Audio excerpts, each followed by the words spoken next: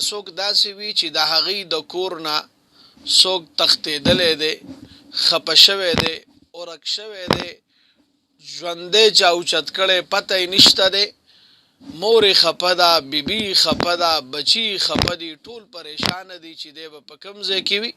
نو د الله پاک دغه نوم مبارک المعیدو د دې معنی هم ده دوباره پیدا کولو والا. الله پاک دوباره پیدا کولو والا ذات دی. نو اوس ګوره دقه نوم مبارک راوالا ماخستن چې کله ټول خلق په کور کې اوده شي نو د کور په څلورو وانو ګوټونو کې د الله پاک دغه نوم مبارک شروع کا.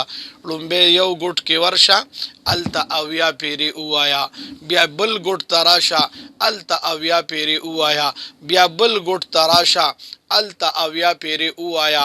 وو ورځې پر لپسې دا عمل وکا ان شاء الله الله تعالی به دغه ورک شوی کس واپس تی خپل کور ته ضرور راولي، که په خپله تلی وي، که خفه شوی وي، که بل چا بوتلی وي.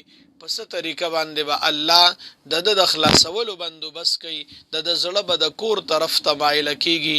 ټول ملګري په چا هم چې داسې حادثې راغلي دي ادي د دې وظیفې ور شروع کی، او په چا نه دي راغلي الله دې موږ او تاسو د داسې حادثو نه محفوظ وساتي.